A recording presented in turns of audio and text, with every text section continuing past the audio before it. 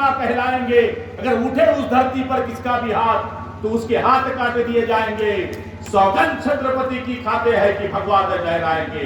कोई कहते हैं कश्मीर की बात, कोई कहते हैं वज़ीर आज़म की बात, हम उनको यह बता देंगे कश्मीर तो छोड़ दो मेरे भाई, तुम हिंदुस्तान की मट्टी भी ना ले पाओगे। अगर भूल गए हो हिंदुस्तान पाकिस्तान जंग की बात, अब्दुल हमीद भी थे हमारे साथ, हम उनको यह याद दिला देंगे सौगंध छत्रपती की खाते आहे की भगवा ध्वज लहराएंगे। म्हणून आपल्या सगळ्यांना मी विनंती। बुलढाणा लोकसभा मतदारसंघातील महायुतीचे उमेदवार प्रतापराव जाधव यांच्या प्रचारार्थ शिवसेना नेते गुलाबराव पाटील यांनी घेतली जाहीर सभा। बुलढाणा लोकसभा मतदारसंघात राजकीय वातावरण ही आता तापायला लागलंय। महायुतीचे उमेदवार प्रतापराव जाधव यांच्या प्रचारार्थ मोथाळा तालुक्यातील धामणगाव बडे येथे शिवसेना नेते गुलाबराव पाटील यांनी 18 एप्रिलच्या रात्री जाहीर सभा घेतली। यावेळी गुलाबराव पाटील यांनी त्यांच्या शैलीत विरोधकाचा समाचार घेत टीकास्त्र सोडले। महायुतीच्या कार्यकाळात झालेल्या विकास कामांचा लेखाजोखा त्यांनी मतदारांसमोर ठेवून येणाऱ्या निवडणुकीच्या मध्ये विकासाला गती देण्यासाठी महायुतीच्या उमेदवारांना विजयी करा अशी साथ जाहीर सभेतील मतदारांना घातली। या सभेत आमदार संजय गायकवाड यांनीही आपल्या शैलीत विरोधकांचा समाचार घेतला, तर उमेदवार प्रतापराव जाधव यांनी 10 वर्षात केलेल्या विकास कामांचा लेखाजोखा जनसमुदायांसमोर मांडला। पैनगंगा वैनगंगा नदीजोड प्रकल्पाला केंद्र आणि राज्य सरकारची मान्यता मिळाली आहे। या प्रकल्पाला गती देण्यासाठी सिंचनाचा अनुशेष भरून काढण्यासाठी आगामी काळात काम करत असल्याचे त्यांनी सांगितले। या सभेला महायुतीच्या घटक पक्षाचे पदाधिकारी व कार्यकर्ते मोठ्या संख्येने उपस्थित होते।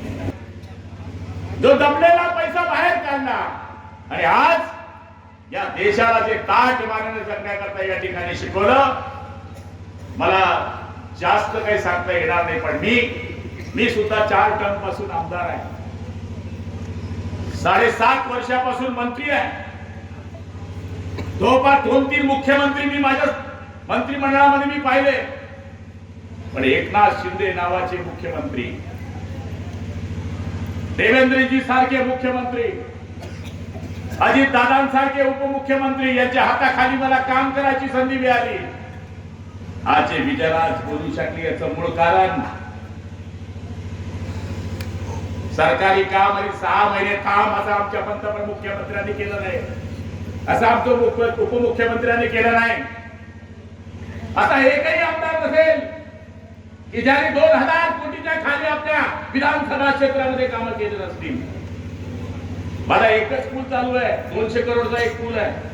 लोक सांगायचं वेडा करतो साला गुलाबराव पाटील, काही पण सांगतो। अरे मग चालू होईल ना, मुख्यमंत्र्यांना आपलं भूमिपूजन केलं, आज पूल 40% होतो आहे।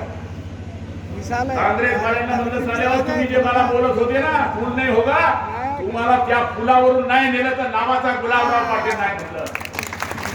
आम्ही कामावर कसं संजय राव बोलले, आम्ही कामावर लोकांकडे मत मागतोय। जिंदा रख, जमीर जिंदा रख, कबीर जिंदा रख, सुल्तान भी बन जाए तो दिल में फकीर जिंदा रख, हौसले के तरकशे कोशिश को वो दिल जिंदा रख, हार जाए चाहे जिंदगी में सब कुछ मगर फिर से जीतने की उम्मीद जिंदा रख, फिर से जीतने की उम्मीद जिंदा रख। आणि म्हणून ब्युरो रिपोर्ट बुलढाणा।